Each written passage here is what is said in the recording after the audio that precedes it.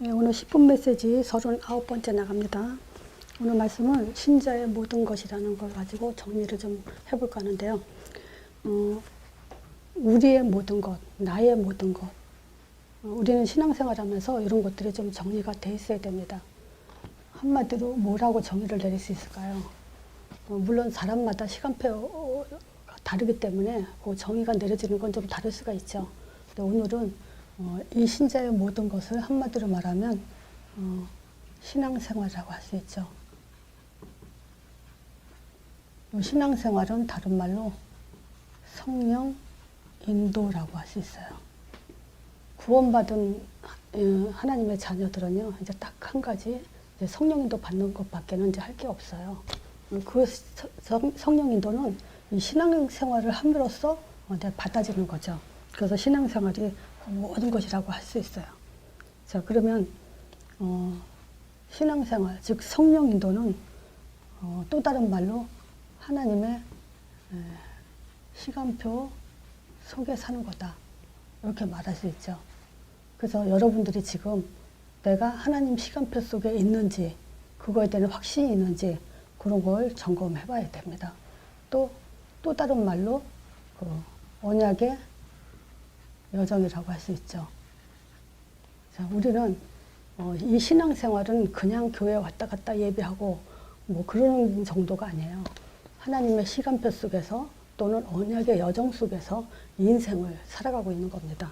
그렇기 때문에 굉장히 이제 귀한 축복의 사람들이죠. 자, 근데 이 언약의 여정, 즉 성령 인도를 내가 잘 받고 있는지 안 받고 있는지 그거를 우리는 확인할 수 있는 것은 또 말씀밖에 없어요. 그래서 신자의 모든 것, 성령 인도를 위해서 우리는 그 말씀의 기준을 통해서 좀 더 이제 더 확인해야 될 그런 시간이 되길 바랍니다.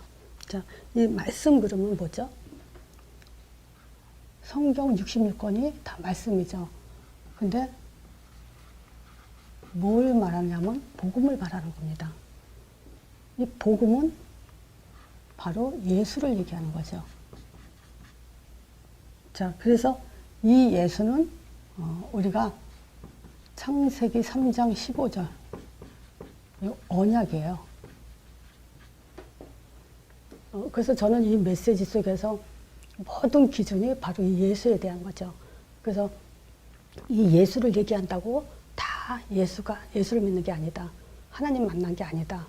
이 예수를 어떻게 믿느냐에 따라서 하나님을 만났고 안 만났고의 증거가 예수라는 얘기를 저는 강조를 많이 합니다. 그래서 이 메시지를 듣는 모든 사람들은 그래도 어느 정도 지금 복음이 확립이 됐다고 저는 생각을 하고요. 자, 이 예수를 얘기할 때 우리는 예수를 믿으면 어떻게 되죠? 창세기 1장 27절 회복이에요. 자, 하나님 형상이 회복된 거죠. 또 하나님 형상은 곧 그리스도니라 해서 그리스도가 회복된 겁니다. 그리고 예수를 믿는다는 것은 이제 창세기 1장 28절 정복에 대한 우리의 신분, 정체성을 갖게 되는 거죠. 그래서 예수를 안다는 것은 바로 이 두 가지가 회복된 속에서 우리가 살아가고 있다는 것을 알아야 됩니다. 자, 또 다른 말로 우리는 지금 신자의 모든 것, 말씀의 기준, 그 말씀은 복음이고 복음은 바로 예수를 말하는 거다 라고 요거를 왜 다시 강조하냐면요, 우리는 신분이 회복되면서 언약의 여정을 가는데 목표가 여기죠. 자, 이거는 이제 구약이라고 치고요. 지금 이 시대에는 우리는 사도행전 1장 1절 그리스도, 이 답을 가지고요, 하나님 형상이 회복됐죠.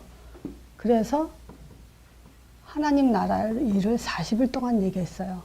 이게 이제 언약의 여정, 성령의 역사 속에서 하나님의 여정을 가는 거예요. 그리고 어디까지 가냐? 땅끝까지 가는 거예요. 이게 정복입니다. 자, 그래서 우리는 이 하나님 형상을 회복된 우리가 오직 예수를 통해서 증인이 되는데, 이 언약의 여정을 가는데 문제가 오는 것이 뭐냐면 창세기 3장 문제예요. 자, 이 창세기 3장 문제가 우리에게는 한마디로 말하면 불신앙이죠. 가는 길 속에 그냥 바로 가도 되는데 우리는 항상 걸려있는 것이 바로 이 창세기 3장에 불신앙 속에 영향을 받고 살죠. 자, 내가 불신앙하냐 아니냐 그걸 뭘로 확인할 수 있냐면요. 힘이 없어요. 이걸 가지고 불신앙했기 때문에, 불신앙이 있기 때문에 힘이 없는 거예요. 자, 힘이 없다는 것은 또 다른 말로 뭐냐면 신앙생활에 갈등이 오는 거예요. 어떤 갈등이든 무엇이든 교회, 목회자, 성도 간에 또 중직자 간에 뭐든 간에 어떤 갈등이 오든 그것은 결국은 힘이 없다는 얘기예요, 자신이. 자, 보세요. 이 복음이 예수님이 하나님의 아들로 오셔서 하나님을 증거했어요. 십자가에서 다 이뤘다 그랬고 부활하셔서 사단 권세 깨트렸다 그랬어요. 그리고 언제든지 내 이름을 부른 자에게 성령이 임한다 그랬어요. 그럼 이 복음이 힘이 없다, 갈등이 온다, 그건 말이 안 되죠. 이 불신앙은요, 어디에서 나타나냐면요, 창세기 4장 예배 또는 교회에서 드러나고요. 또 창세기 6장 가정에서 드러나요. 또 창세기 11장 직장, 사회, 일터에서 이런 데서 다 드러나요. 자, 교회는 뭡니까? 이 교회는요, 하나님이 이 지구상에 딱 유일하게 세워놓은 건데 뭐 때문에 세워놨냐면요, 하나님께 영광 받으시려고. 하나님이 모든 구원받은 백성들로 하여금 예배 받으시면서 영광 받으시려고요. 그러면서 뭐냐면 교회라는 시스템을 통해서 세계복음 하시려고 교회를 세우신 거예요. 근데 이 불신앙은요, 나 하나의 개인의 불신앙이 교회까지 침범을 하게 되죠. 그래서 우리는 뭘 생각해야 되냐면요, 정말 우리가 이 복음, 완벽한 나의 복음, 마태복음 1장 21절, 23절, 그 이름으로 구원자 임마누엘, 그 사실을 누리고요, 예수가 하나님의 아들 그리스도다, 이 사실을 정말 누린다면요, 이제 이 힘을 가지고 우리는 교회에서 나의 달란트를 찾아야 돼요. 만약에 달란트가 뭐 특별한 게 없다, 괜찮아요. 중요한 것은요, 모든 모임에 최선을 다해야 돼요. 교회는 어느 이단은요, 날마다 모인다 하더라고요. 근데 어쨌든 교회에서 하는 모든 것에 적극적으로 참여하는 것이, 그것이 가장 첫 번째예요. 자, 여기서 우리는 사실상 이 복음을 주신 이유가 창세기 3장 문제 해결이잖아요. 그럼 이 창세기 3장 문제 해결한다는 것은 결국은 교회를 세워가고 가정을 살리고 세상을 살리기 위한 거잖아요. 그래서 이 교회와 가정과 세상은요, 한마디로 말하면 응답의 장소라고 볼 수 있어요. 다시 말하면요, 내가 복음을 가졌다, 창세기 3장 문제를 정말 끝냈다고 믿는다, 그러면 교회와 가정과 사회에서 응답을 받는 그런 시간표로 가야 돼요. 그래서 이걸 한마디로 뭘 얘기하냐면요, 정말 신앙생활을 20년 이상, 30년 동안, 30년 이상 막 신앙생활을 하고 있다. 그럼 이 응답을 받기 위해서 우리는 어떤 면에서는 영적인 성숙이 좀 돼야 되지 않을까. 나라도 모델이 되려고 여기에 응답을 받으러 좀 전심으로 신앙생활을 해야 되지 않을까. 그런 시간표가 와야 돼요. 자, 가정에서는 그렇다면요, 자녀들한테 모델이 돼야 돼요. 자녀들이 하여금, 아, 우리 엄마 아빠처럼 내가 신앙생활을 해야 되구나, 이런 모델이 된다면은 그 가정의 후손은 응답을 받을 수밖에 없죠. 그러니까 아이가 뭘 보냐에 따라서 신앙의 영향을 굉장히 받는다는 거예요.